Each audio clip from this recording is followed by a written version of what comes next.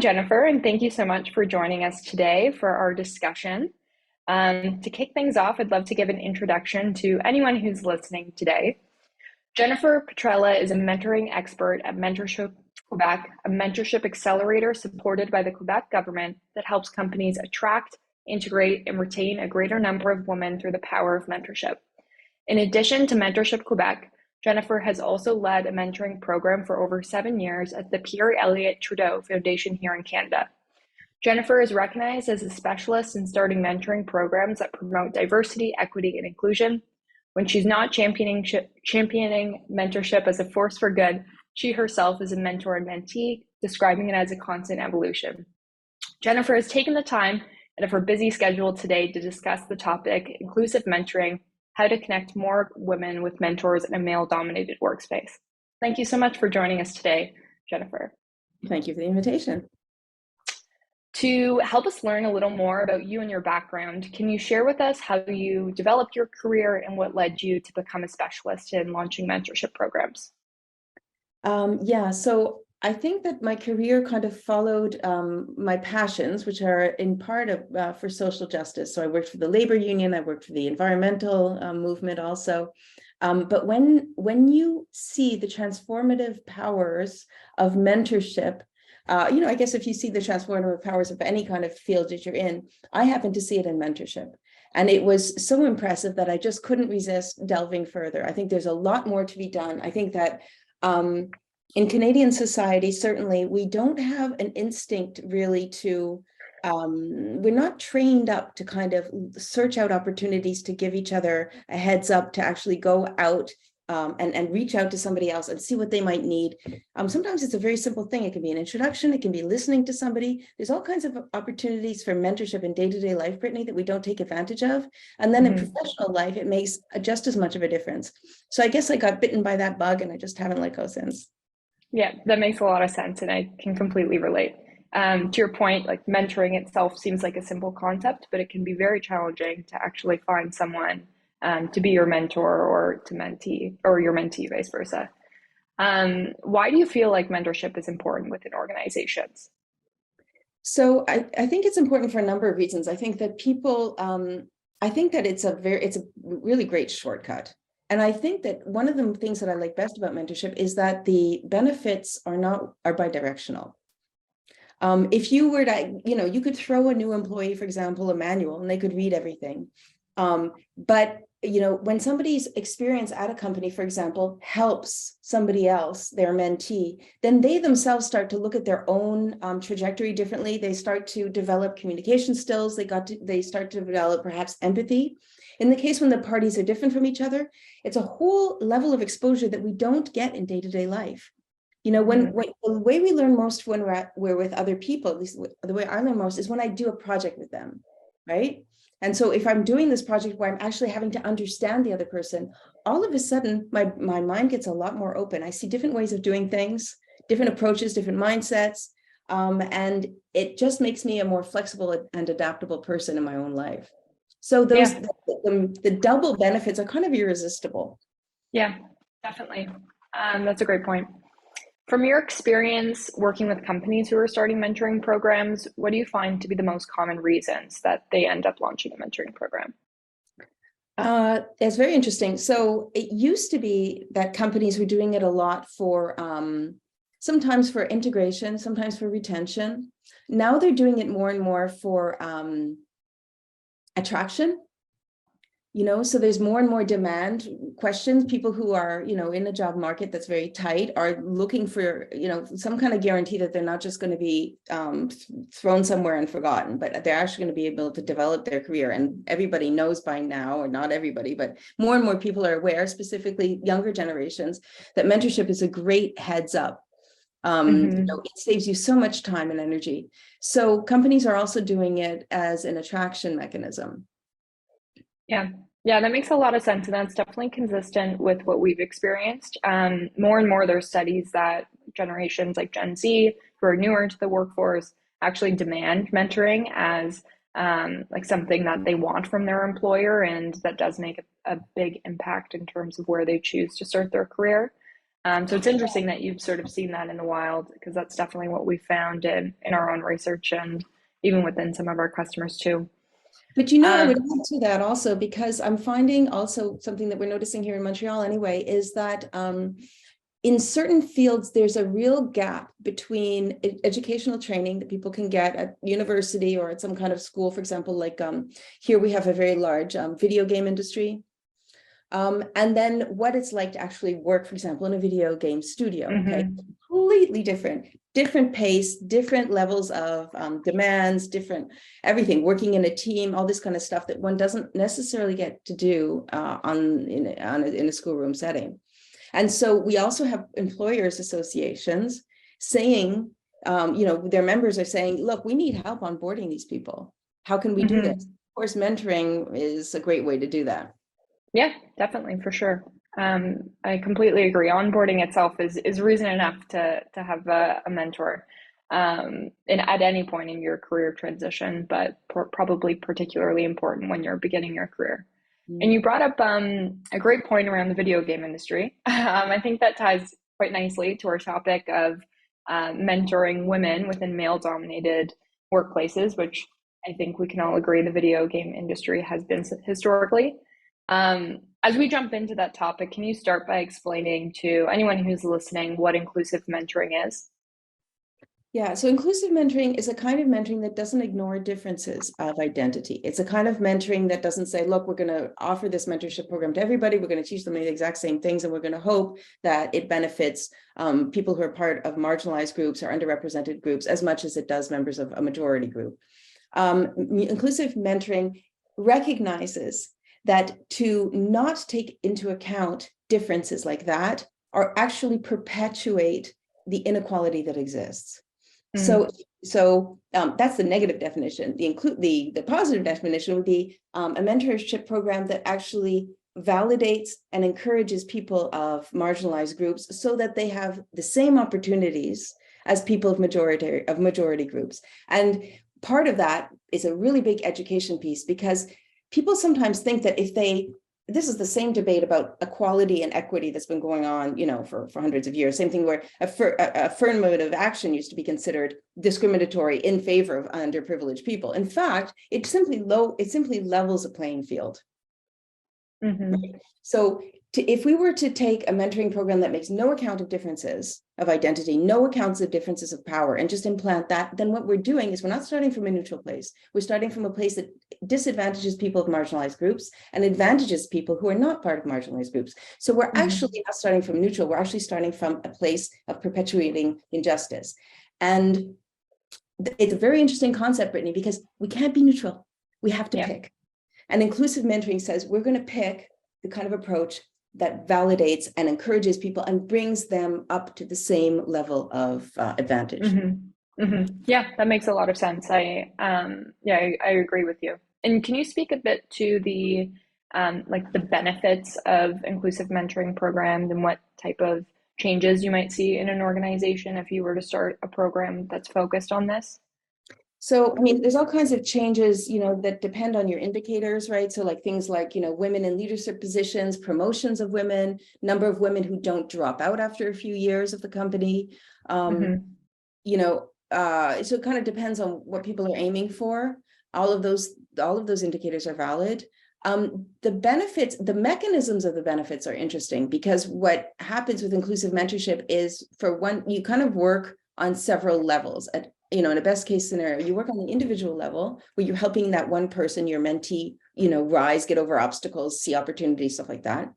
Ideally you're working at a group level where that mentee doesn't feel that they're the only member of their identity group, but has other people around them and the important point here is not that they're with members of the same group, but research has shown that what's important is that they feel that they're being understood as a member of their particular group.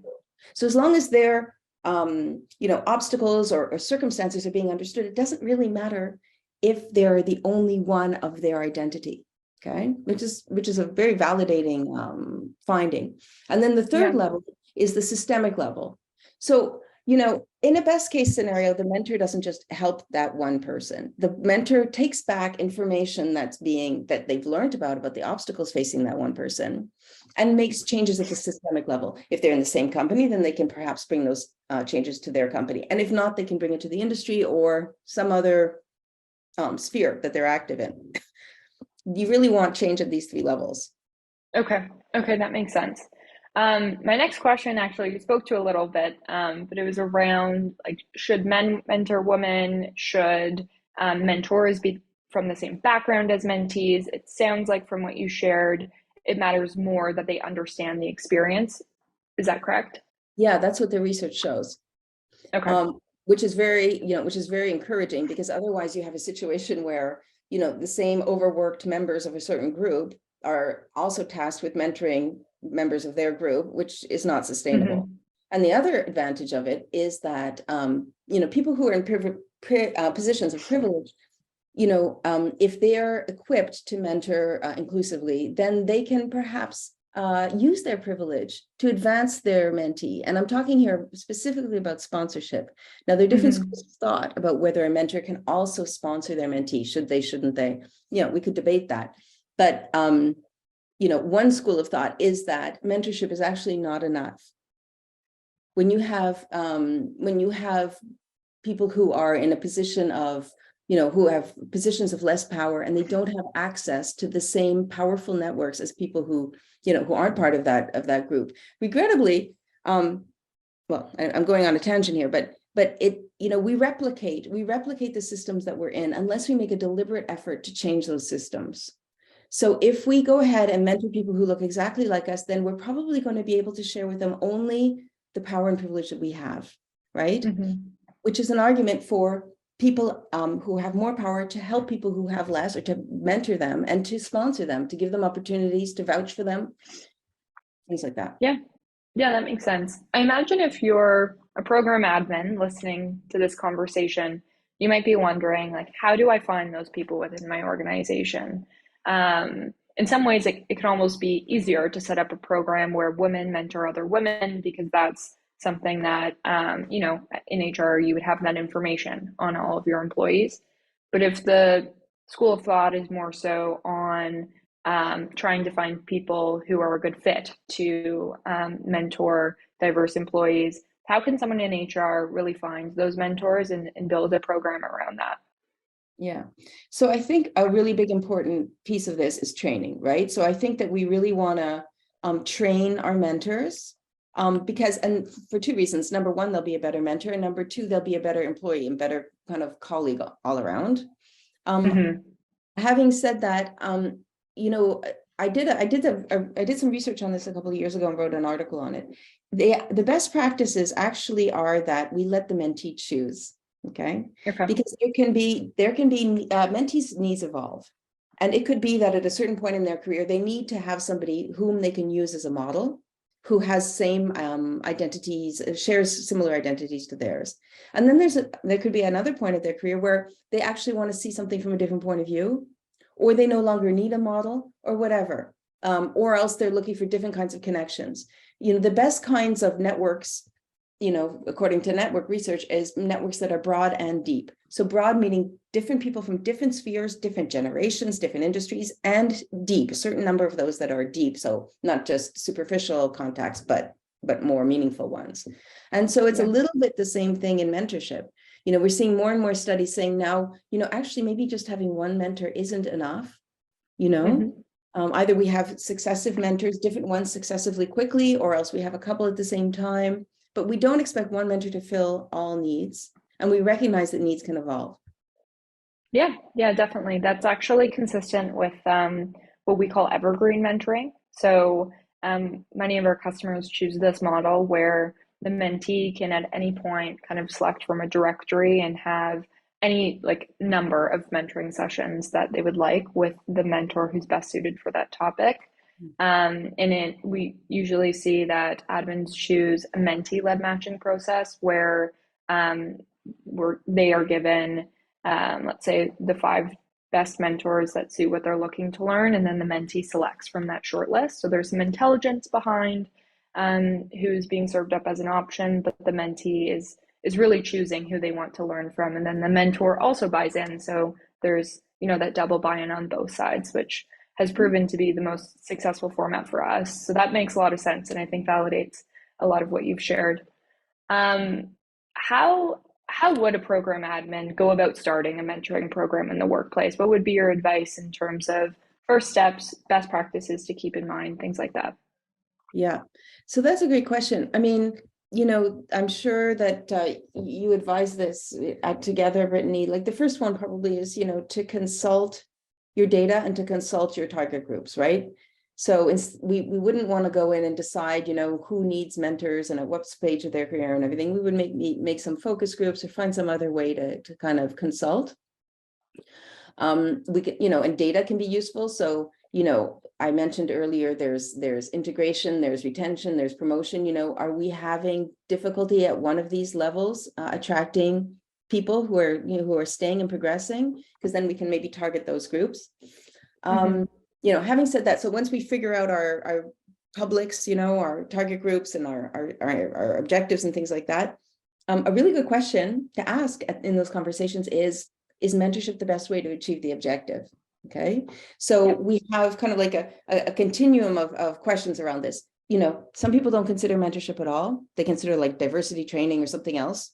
Right. Some people only consider mentorship. Some people consider mentorship as a tool in a toolbox. Yep. It doesn't mean that you have to throw up 5 different programs all at the same time. But the concept would be to keep critical thinking. Is mentorship the best? Okay, so maybe I'll try a mentorship program for a year and see how it does, and see how popular it is and things like that. I just said for a year, the pilot program thing is a good idea for an admin to think of, right? So give themselves a learning mentality, not put too much pressure, allow room for it to evolve. Perhaps half of it is great. The mentees, mentors love it, and then the other half they don't like at all. So this kind of incremental approach.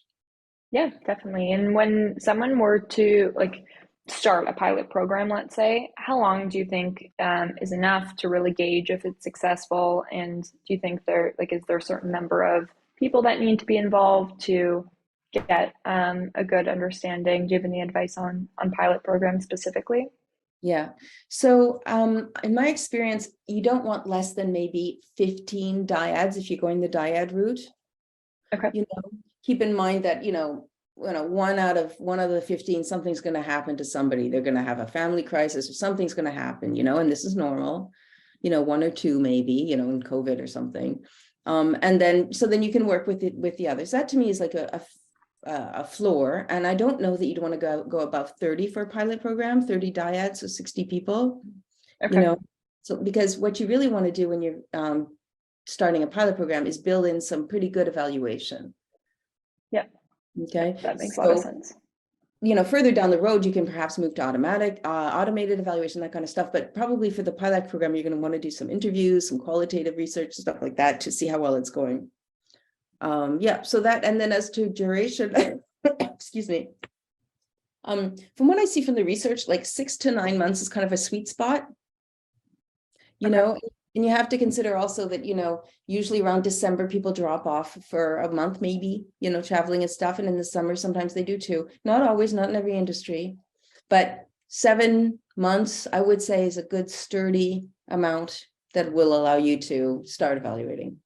Okay, that makes sense. That's quite similar to what we've seen. We see most people start at around 6 months as a pilot, depending on the format that you choose to go with mentoring. As I mentioned before, if you were to do more of an evergreen format where there isn't start date and end date, it's more always on, where people seek out mentors or mentees, that might be different. But yeah, I agree with you. I'd say the most common thing we see is around 6 months as a pilot.